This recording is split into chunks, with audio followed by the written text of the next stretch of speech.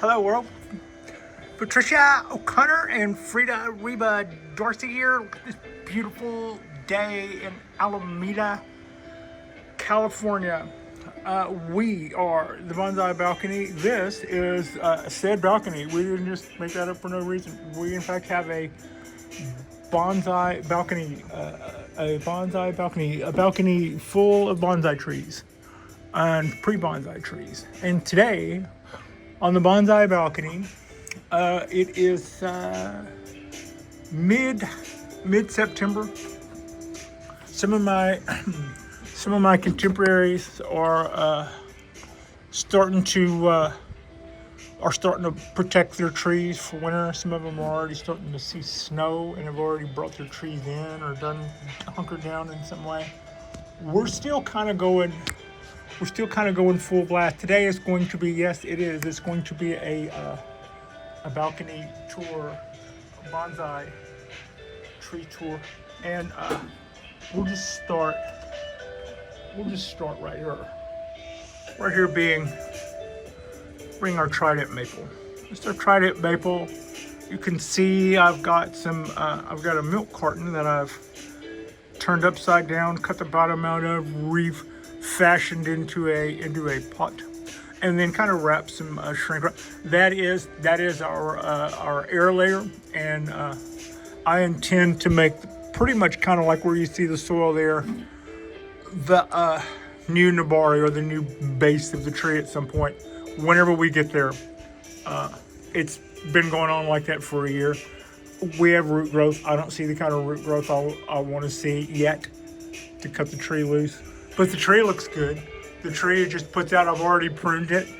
I've already pruned it once, midsummer, and just kind of cut back every other shoot or something. And it responded by fleshing out more. So it's happy. We're happy. It could make this help me with my air layer a little faster.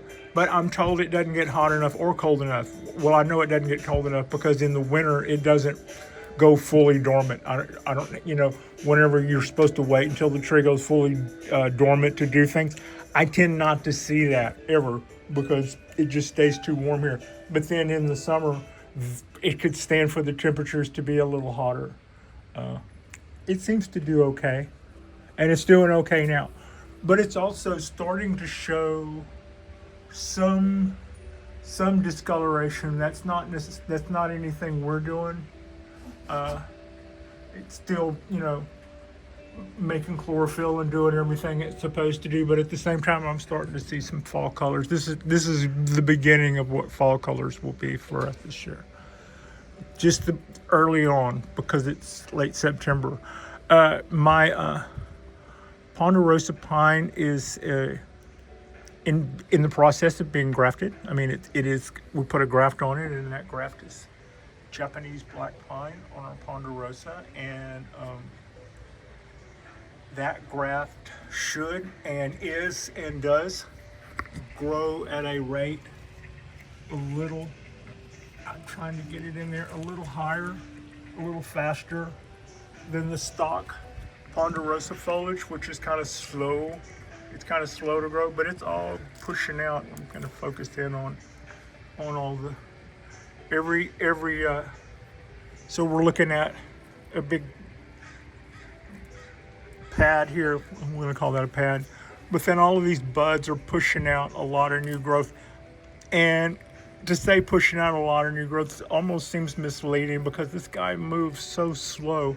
It's almost possible to not register this as gains, but this is what this year's new growth looks like on that tree, kind of where we're focused in on those needles that are pushing out, and then we'll continue to push out all year until it goes dormant, which here it probably will not do because it is quite used to colder temperatures. But then this is our graft, and you can see that it's a lot bigger. And it may be like it's a year older, but all things being considered, as a graft, it didn't really grow the first year. It just kind of survived the first year, and it outgrew its little sheath. But other than that, we didn't really see we didn't really see any growth.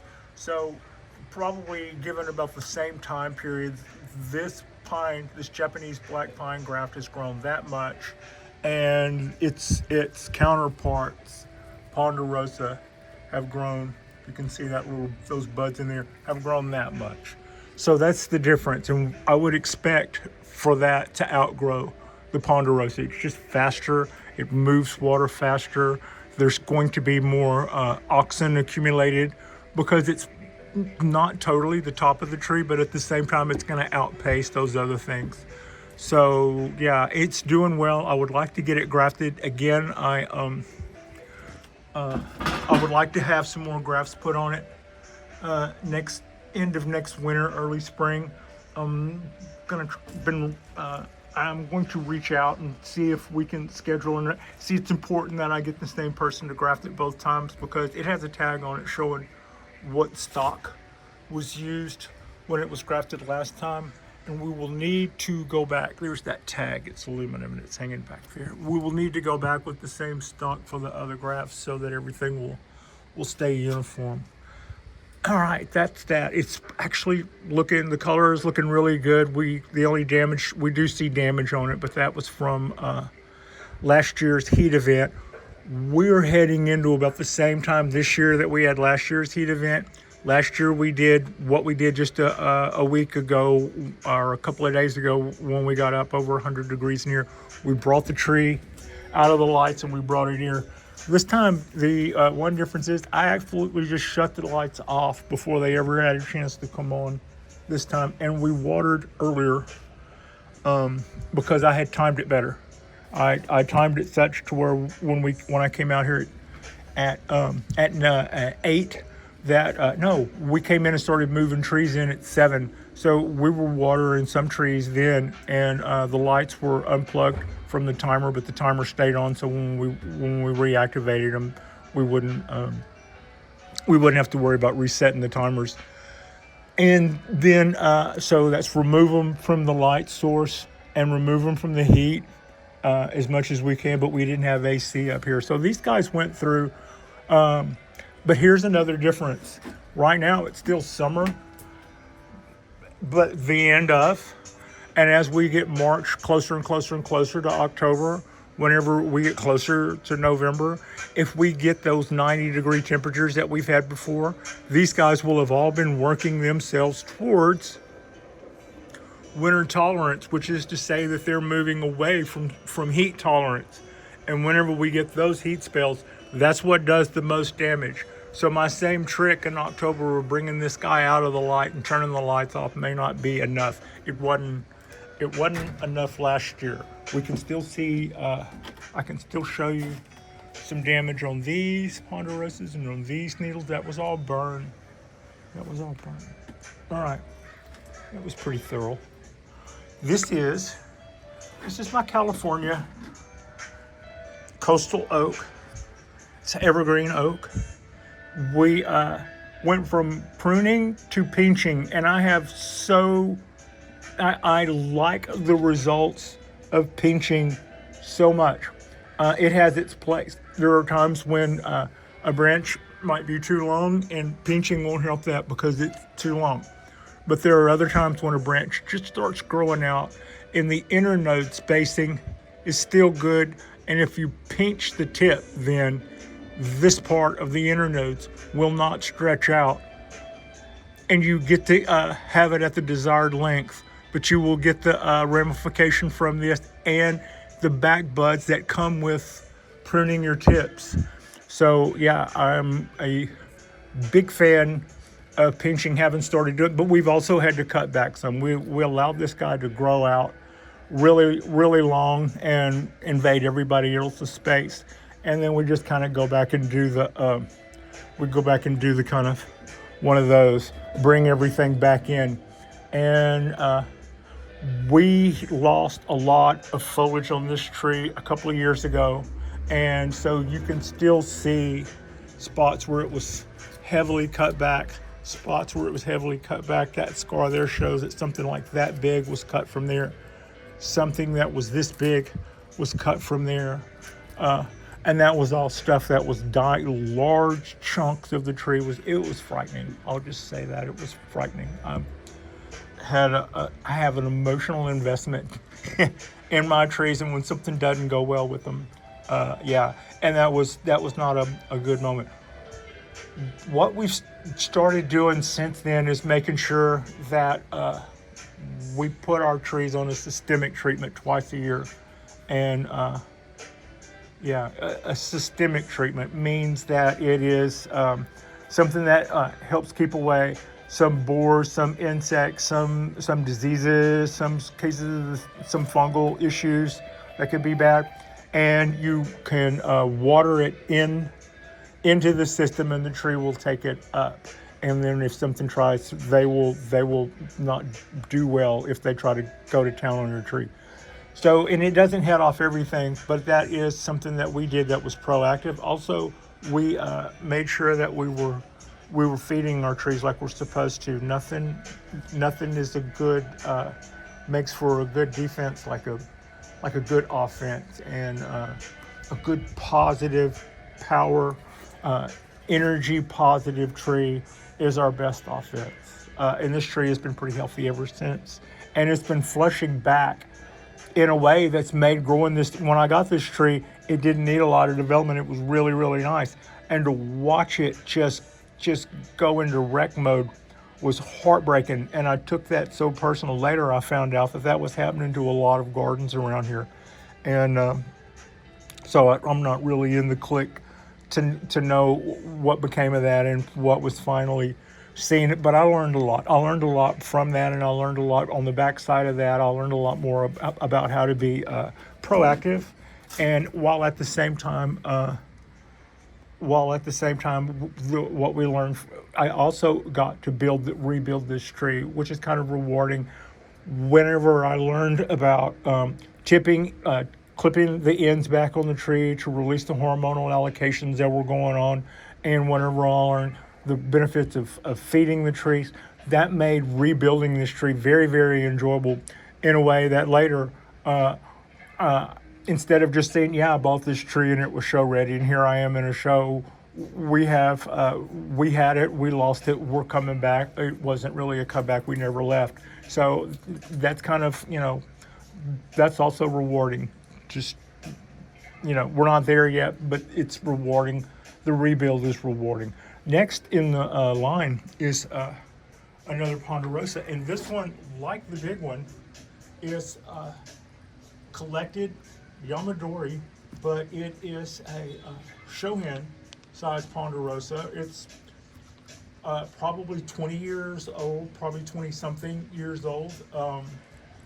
We would say that because of the certain rites of passages. It's making bark on the branches, and that would tell us 20 plus, and that bark is starting to encroach a little more, so we can give that a little bit more latitude. But like the big one that I showed you, it's used to 4-month growing seasons, and it's used to temperatures that are really high, that are higher than what we get here in our temperate climate.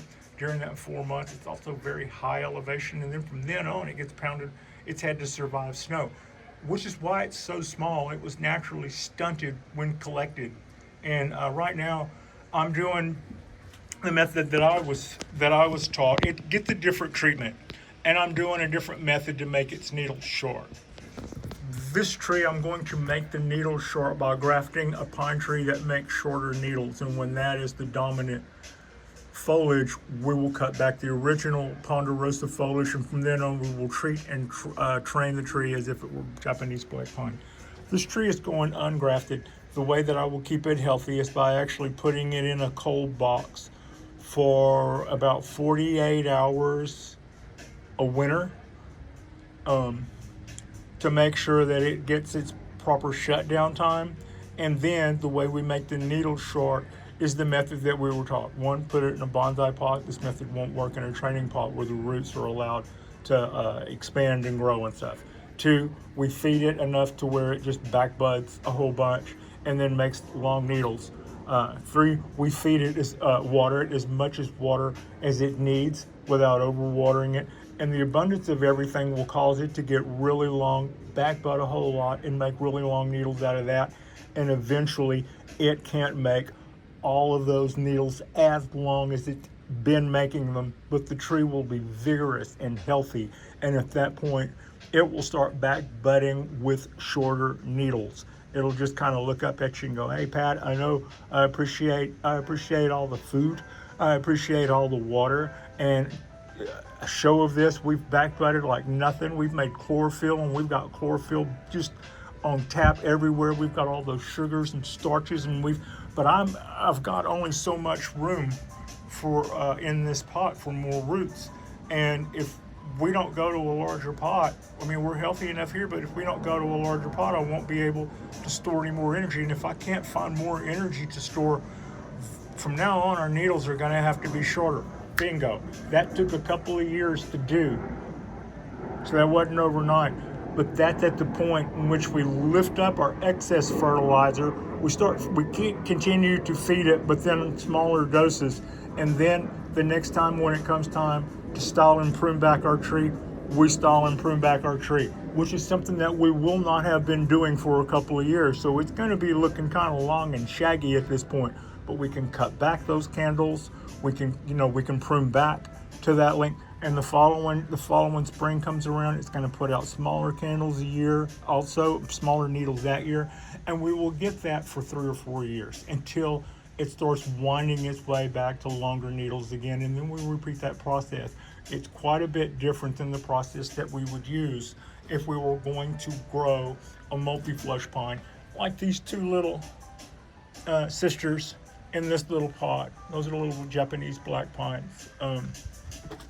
And then this is another ponderosa, and this is another ponderosa, and this is another ponderosa, and this is another ponderosa. But these were all purchased as an experiment and were seedlings last year. Now they're 2 years, going on 3 years in bonsai pots, and we heavily wired and trained these. These came to us as plugs, and if you were a longtime viewer with us, you would have seen us bend and fold these guys. And I really love the way they came out. And this one and some of the others are in Elizabeth crew tendon pots. This one is not in Elizabeth crew tendon pot, but it's in a pretty pot anyway. And you can see this is our Cheerio style of bending and folding. I wasn't as successful with my bending and folding on these guys as I had been with my Japanese black pines, but these trees would say otherwise. They're very much a symbol of an example of what can be done when it comes to putting wire to ponderosas and folding them. I also killed one just outright by folding it too much, and they don't take to breaks as well as Japanese black pines do, and they don't take to high heat. This one is one of those that I decided to leave straight in homage to the first bonsai tree I ever saw, which was a formal upright, and it shows the signs of last summer's heat. But my black pines don't. They all took it in stride, and now we're looking at a tray of this being the one ponderosa, but the rest of these are Japanese black pine, shohin, and mame bonsai. We planted this little peanut, this little bean, this little mame in this pot 2 years ago. Last year, no, we wired it and then we put it in this pot last year, and for that reason I didn't decandle it last year. This year I decandle it. Those needles might still be growing until November. I'm not sure if they've stopped. They may be about to stop growing, or they may have a little way to go yet. But yeah, I love this little tree. And now I would like to repot it and bring it up in the pot a little higher, but I can't. That decandling that I just did means that I have to, I can't repot it I can't repot it next spring. But these trees are all looking great. They're all showing good color for it to be September, almost October. There are very few of my trees that would indicate anything in the way of late summer, early fall. That exception being one, we'll get to it here in a minute. This is kind of hard to tell what we're looking at. But because of vigor, it's looking really green, really healthy. This is an 80-year-old Japanese black pine, but it's a cork bark Japanese black pine. I've had this tree for about 5 years. I've really enjoyed growing this tree. I've learned a lot about black pines from it. I've learned about black pines from the one I skipped. This one as well. It got its candles cut. This is the 20-year-old. I just realized I skipped this tree, so I'm going to back up. This is the 20-year-old Japanese black pine from seed from a local garden, local meaning Alameda, California. This was Jonas Dupois' tree from seed, and you would know him from the numerous lectures that he does. He is also a teacher. He also is the supplier of trees and tools and knowledge and classes, and he is what I would consider just, to have an asset, to have someone that knowledgeable close by. When I first got into bonsai, I went through. I went on the internet and I bought a few tools and a turntable, and then I got a ping back going, "Hey, I just live right up the road.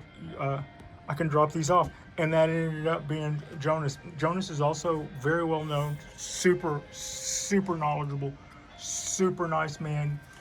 He also has a blog where you will learn tons, and it's called Bonsai Tonight. And he has a podcast which I think he just aired a new episode. It's called Bonsai Wire, and it's a unique set of interviews. Sometimes, in bonsai, just like in everything else, there are people who are just naturally showy and natural salespeople, and they motivate or bring forth their ideas with enthusiasm and clarity, and they're loud and they're proud, and I probably to some extent fall in that.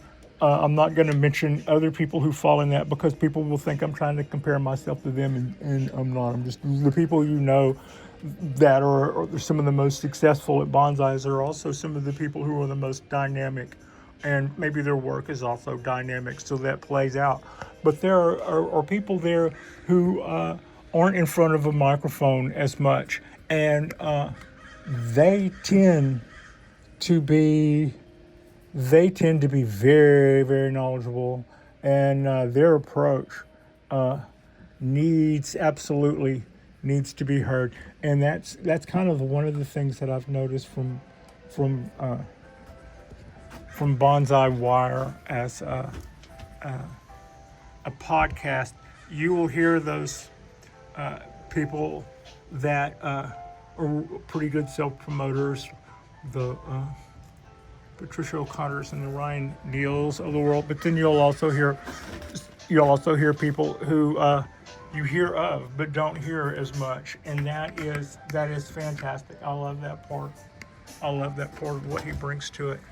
So yeah, and he does do YouTube videos. Now, what else he does while we're just pitching a person on our balcony tour is he does the Bonsai Expo.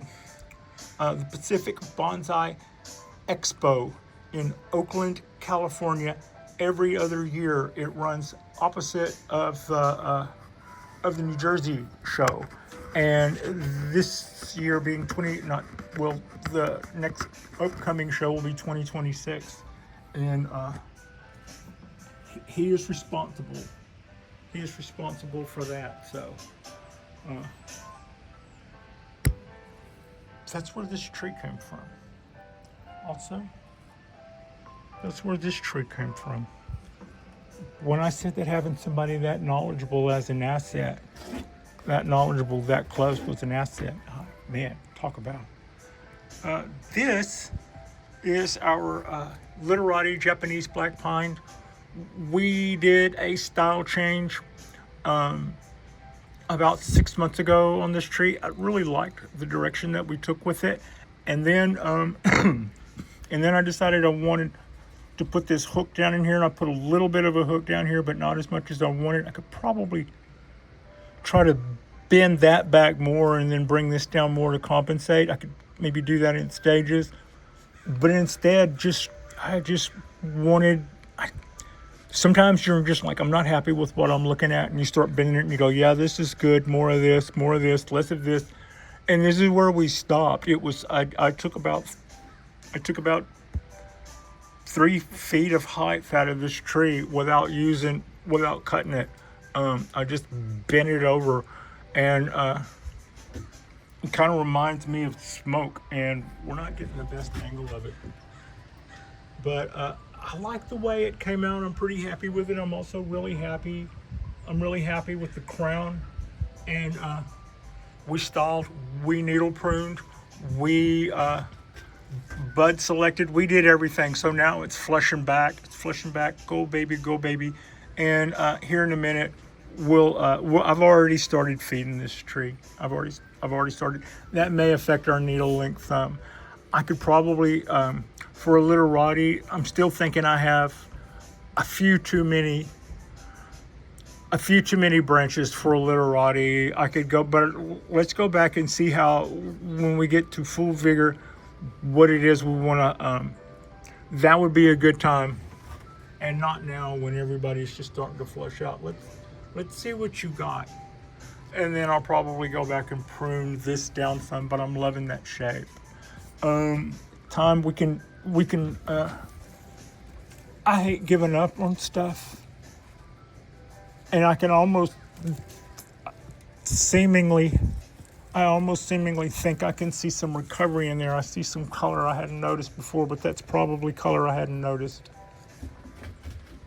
I still see a faint hint of green. I have no idea. Well, I patched. I can see where I put some cut paste. Okay. Two. Now, not only two. Now there is a little bit more green on there, and that may have happened since I started. I wanted to make sure I was getting water down in here, and I hadn't let the tree dry out. I'm still not 100% sure that hadn't happened, but it's wet in there now. So that's not happening now. But that may also be why I'm noticing that hint of green. So let's take it out of direct. Also look at us at 80 degrees. It's not 80 degrees on the ground. They're bragging about their 70 degree temps. Meanwhile, it's knocking on 80 here, which means it'll probably get a little past that. And because some of that heat for us, 4 floors up, some of that heat comes from the 3rd floor and the 2nd floor and the garage below that, and the 1st floor and the garage below that, I should say. That heat takes longer to roll up here. So if I'm looking at my heat index on the day, and I see we're at 3 o'clock, it's going to be the maximum heat, and from then on it starts getting cooler. I probably won't feel that unless I stick my arm way out there or I walk the dog outside, because it's just that heat from all those 4 other floors below us, it's just going to roll right on through here, a little while longer than dark. That also works both ways. I don't have to run my heater in winter, very little. I can run it just close the doors and run it for a minute or two, and then after that, I'll probably have to turn those off and open the doors again. It'll warm up in here really fast. So, kind of a two-way street. All right, so that brought us from there. These are our calendar girls. We're mostly successful with them. This one now, also to mention, this is the second tree that has failed in this setup. Okay. Got to think about that. These others don't really seem to have the issues. They all seem to be doing fine. I would feel better about them if I had more motion in them. I should probably go through and put some heavy bends in all of these trees, because I was kind of just holding back on these because I was so proud of this one. We had such good motion in that tree. And look how fat it is already. Yeah. Anyway, we never move on. We never move on from that thing where we can and do still lose trees. This is a good indication that things are going well with this tree. So we planted this is one of ours from seed. Okay, that's for starters. Then we planted it in this tube so we can get long roots. Then that stuck in a colander, and then look at there. Well, pretty happy with that. Are you 100% sure those white roots aren't from those weeds? No, I'm not, but I'm pretty sure. Also, I'm about to pull that bonsai clover. Probably my least favorite bonsai would be clover.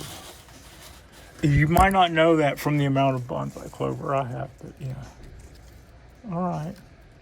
Now, the idea behind those long roots, as whenever it comes time to repot, we can take those and fan them out. We can twist them like we do our trees.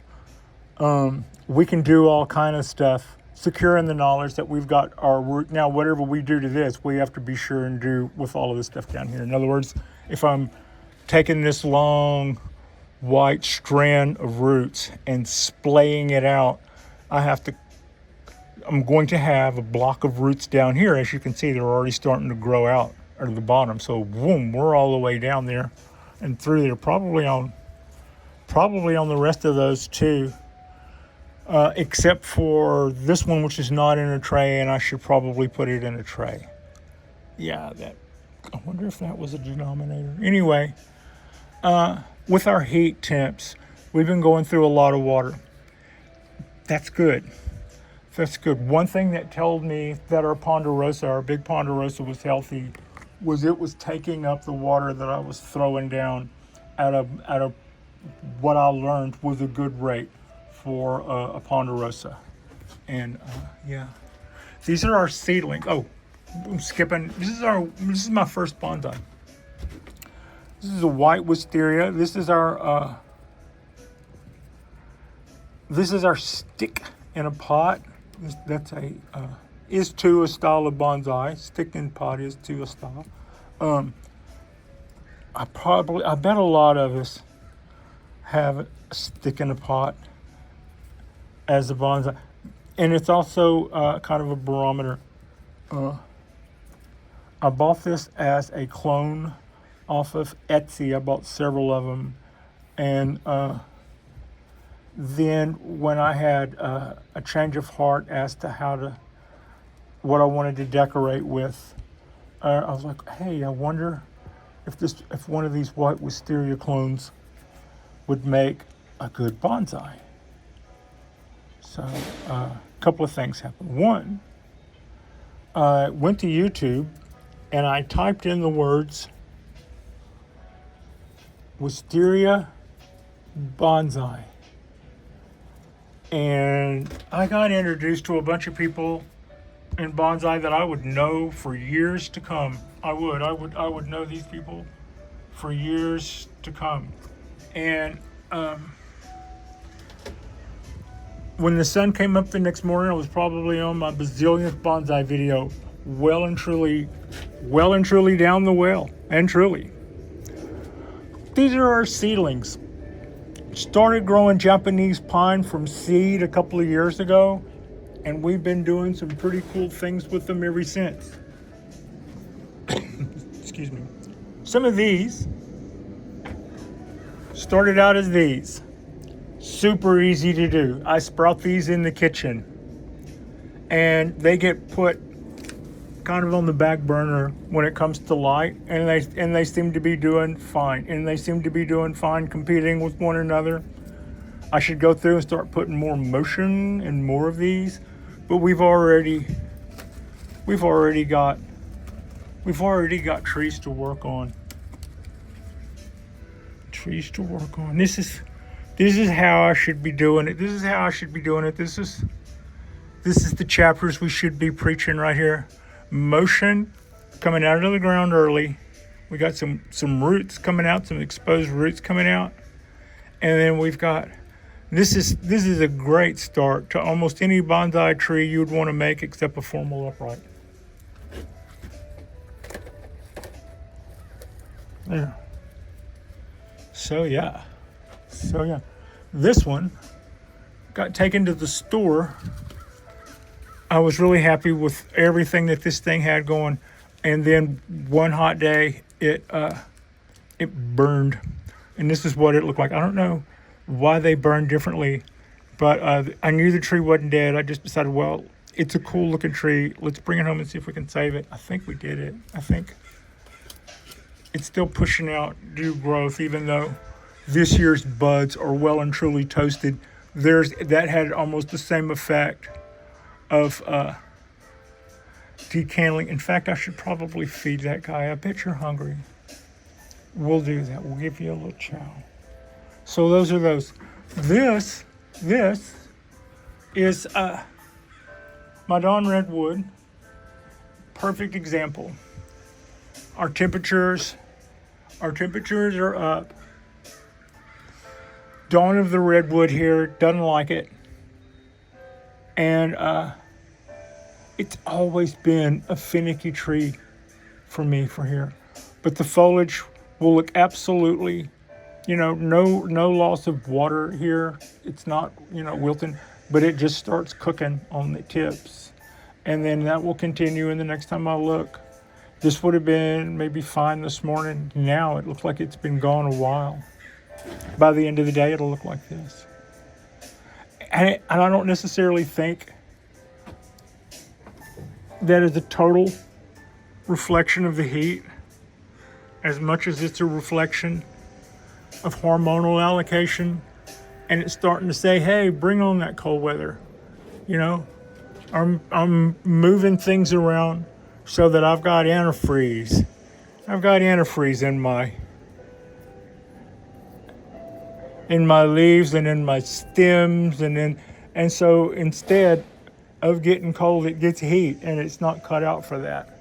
So this one is starting to show early signs and it probably gets the least absolute sunlight. But here's what it does get. They all get. On my balcony, the sun has the final say. My lights don't come on until several hours after sunup, and they go off several hours before sundown. That way, the trees still see, at the very least, ambient daylight, and some trees fall in shadow. That doesn't necessarily mean that they don't know when it's dark. And that ambient light being dictated by sunup and sundown means that my trees should still know when the days are getting longer, when the days are getting shorter, and I'm not just yanking them around like a dog on a leash over their hormone allocation due to false lights readings. That's why I think it's important to have the lights come on a while after sunup, so that they're well and truly influenced by that, and that the lights go off several hours before sundown, so that twilight's last gleaming will be a minute later every day, which is the signal they should be getting. These are my Taxodium ditchum, my American bald cypress. This is one of our early projects. I love these trees. They are quite easy to grow if you can supply them with light. If you can supply them with water, then You can have Taxodium ditchum as bonsai or as trees in your front yard. That easy, or they'll grow as far north. I've heard of these growing as far north as Michigan, and they grow as far down as Mexico and farther down in South America. There are even some species along the Rio Grande that vary from this a little bit. They're just a species that they're trying to protect because we keep losing those groves because of rerouting the water system. I think it's the Rio Grande or its tributaries where the groves are. They cut those off to keep land from flooding, and then those groves go unprotected. So we risk losing those. But Taxodium ditchum or bald cypress are fun, very fun to grow. They produce these huge buttresses, which I always thought were really cool. And bonsai, a wide nabari is like hubba hubba. That's the stuff. That's the stuff. And these trees lend themselves well to that. Also, these trees are growing quite a bit slower, I would say. Not quite a bit, but substantially slower than they would in places where our temperatures are hotter. Like in the Carolinas, Mississippi, Texas, Louisiana, those places, Oklahoma, those places where they can grow in standing water for part or most of the year, they'll grow really, really fast. As such, I've seen people guess the age of these trees and be off by decades. I mean, just, the outside tree and the outside tree are probably more or less 10 or 12 years old. I've had this compilation going for about 5 years. The first year, I did a trunk chop. I cut this wedge, and I counted the rings in the wedge. I counted the rings at the wedge, Frida.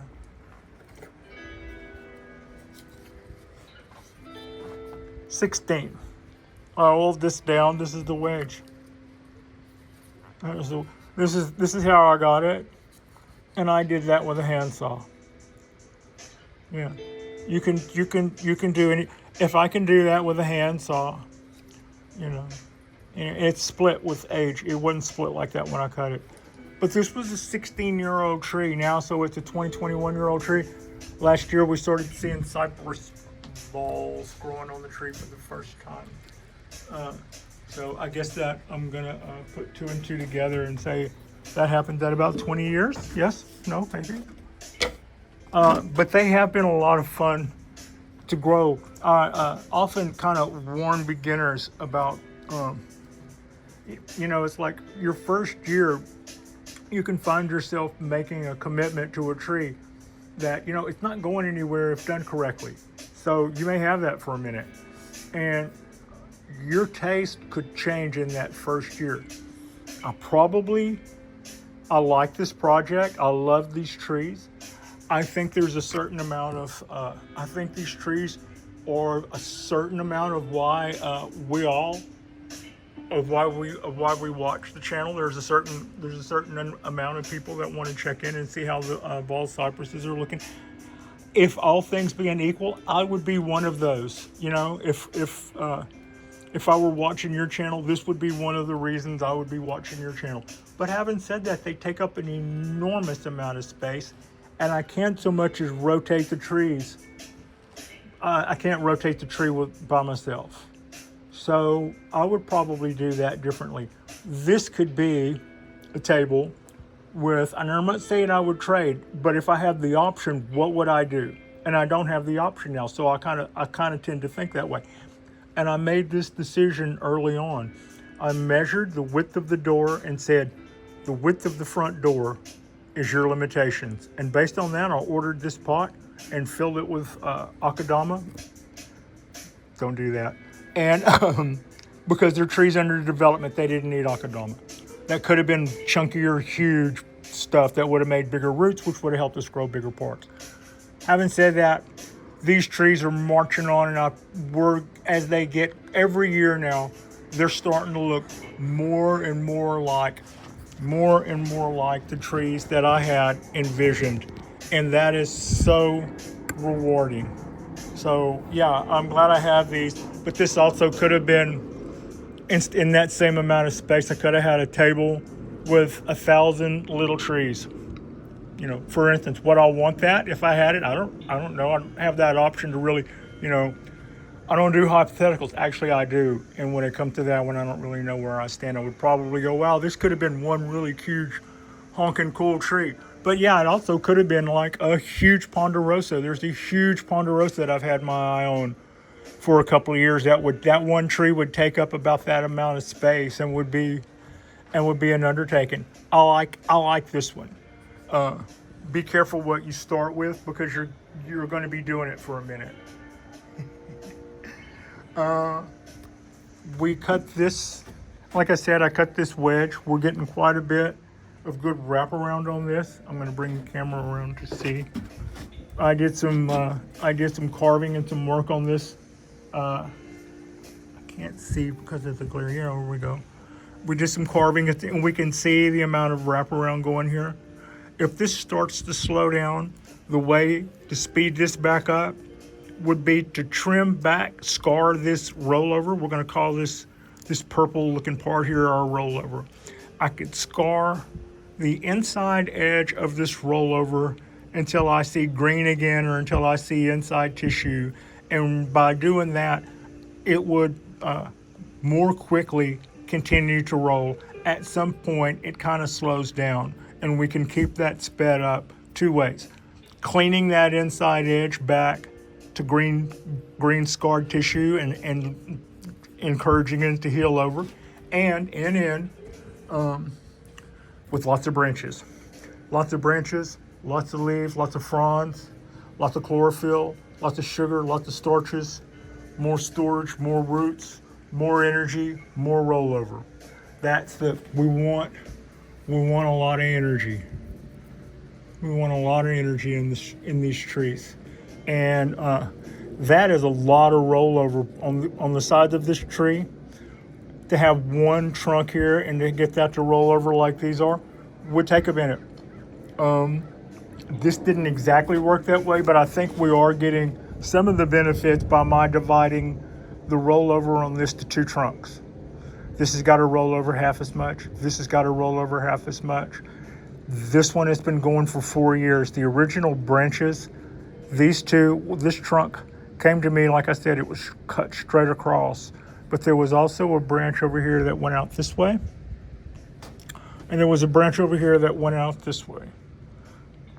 And even after wiring them up, I wasn't happy with having a branch, with having my new trunk way out here.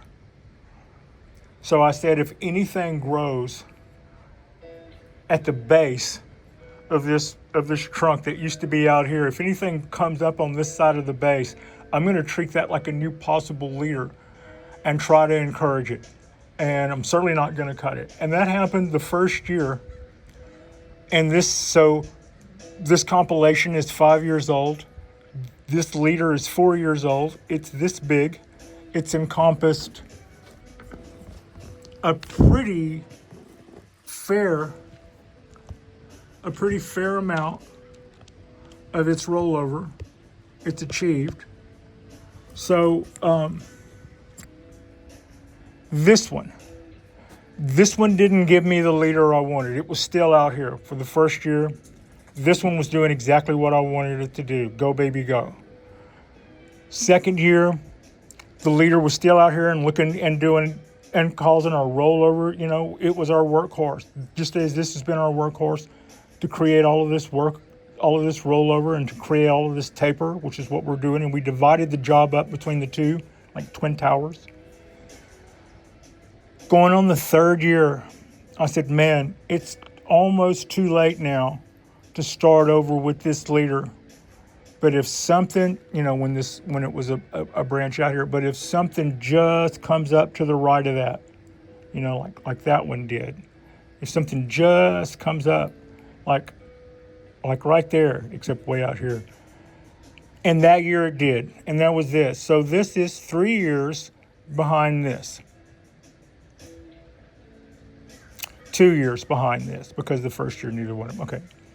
2 years behind this, and it's smaller. And then there's another benefit to that if looked head on as the front, they're not lined up perfectly, which is good. But it's also good that the one that's facing you is slightly smaller in profile than the one behind. I wouldn't want, whichever one is fatter would shadow the other one if looked at from that direction. So I can pull out this stake and that stake now. I've already pulled out this one. And I will let these trees continue. They will, in short order, at some point, quickly decide that it's fall, somewhere around October, I think. And they turn this beautiful, rusty red color. And sometimes it takes them weeks to do that. And it doesn't get as beautiful until it's already starting to look ratty and has already started to lose them. And sometimes a cold snap, and that'll happen like all at once. And we get this hard, beautiful red. And that is really a sight to behold. And I always go, wow, that's definitely worth the price of admission there. But within 2 weeks, those will begin to blow off with the breezes and stuff, and they'll be all over that'll be our leaves in our yard, so to speak. At that point, it'll be okay, a good time for me to decide which branches I would like to see next year as an overall shape. And the others that didn't really help our shape, that were possibly bar branches, or, go back and I cut through all of those after they've made all of the chlorophyll, all of the stuff that they can make and sent that on. It's okay then to go back and cut down to our shape, knowing full well that next spring the trees will prolifically put out tons of stuff counter to whatever our ideas are. And our plan is until we get a final shape, to continue to feed, to continue to encourage that, growth, to continue to encourage that rollover and amass that bulk that takes to make that rollover, to turn those trunks or those sticks into trunks. And when we've done all of that, then I'll back off the fertilizer, cut the tree down to a shape that I like, and we'll watch it. I'll discourage other branches that aren't conducive to what we're doing until I get ready to phase out a branch, and then we'll let one slip past the goalie, as they say, if you kind of get that metaphor. So that's a quick synopsis of our bald cypress. I love these trees. I don't know that if I were going to start completely over with this project that I would allocate this much space to Taxodium ditchum. Having said that, I love them. But those could have been like a huge Yamadori anything. But they are. The center one, I believe, was collected wild. Where are we at? Goodbye. We skipped our cork bark oak. When we did a discussion earlier about our coastal California oak, I was talking about the joys of pinching over pruning, and I do both, but having incorporated pinching into the process, it is so very rewarding. If I can just get in here. So this branch is just one that we can hone in on. It isn't necessarily anything in particular for any reason other than I can frame this one up easy enough, and if you can see a little fuzz at the base of every one of those leaf sites, that's a bud site. And they've all just been given the signal to get up and go because we pinched our tips. I'm talking about these little things all here. They're all active now because we pinched those tips. And that's what that does for us. This tree still moves a lot of water. It does a great job of moving water. And cork bark oak. One of our early allocations, and this has been a very rewarding tree to grow. I'm at odds as to whether or not it's underpotted or not. I think I had a tendency to want to overpot things in the beginning anyway, which the more, it's like at some point when you don't have your balance yet, I would want to lean towards overpotting something rather than kill something underpotting until I knew better. And I'm starting to kind of hone that in a little bit. I think this is an appropriate size pot for a finished tree. I could have gone up to a different pot size, a bigger pot size, with as much work as we had to do. Having said that, we're not too far off of our mark, and it took us a little longer because of the size of the pot, which I think is probably now okay. I had been saying for years I wanted to get a bigger pot for this, and I think the bonsai master who had this before I did had a finished tree, and I think he kind of lost the finish of that tree when they had a shortage of help or a shortage of work hours during COVID. I think this tree suffered, and Pat came along and scooped it up and had to rebuild and didn't know how to rebuild. So, yeah, now that we're rebuilding, I can look back and go, yeah, you would have done that a little faster if you'd have done what you were doing a little earlier, which was fine. I didn't. It's okay. And you would have maybe put that in a box. You could have made a wooden box for that and let it grow those roots out and amass a canopy faster. And you could have learned about pruning and pinching, which is hormonal allocation and how that affects bud growth and back budding. So yeah, all of those things. Love this tree. The canopy is almost as far out, big ways as it can. Something proportionate to the size of the tree. I think it could even be a little bigger still. God, will that take up a lot of space on this balcony? But we've just been allowing the tree to grow out and give us more bud sites and more branches. And then I go back and I cut back our stems, which is just basically what I call our branches that are growing inappropriate to bonsai. Great tree to grow, loves heat, loves drought. Back buds more if you prune it, back buds more if you water it, back buds more if you feed it. And don't water the foliage like my other oak. Don't water the foliage. Okay. I think the only thing I have left is my other bonsai lesson. This is the other wisteria, my Chinese wisteria sinensis. It bloomed last year for the first time. It was blue, I was told it was blue, which is why I bought that bonsai pot. That is a fairly one. I said that I tend to overpot trees. I did. This is a rookie mistake. That is a vastly overpotted tree. Also a stick in a pot, except this case, the pot is a rather pricey pot. So that's kind of like wearing a good suit to your construction job. I mean, that's about that rookie. Yeah, don't let this happen to you. But it's doing fine. It's starting to show its fall colors. It's hanging in there for summer way longer than its Japanese counterpart, which was my first bonsai. It put out foliage this year, put out a little bit of blooms, not a whole lot, and then promptly packed it up. Sometimes it puts out a second flush in fall, and those last a month or two, and then it packs it up again, and that's all we see until spring. So that's kind of a quick wrap up of those guys. And with that, that has got that's got show number one.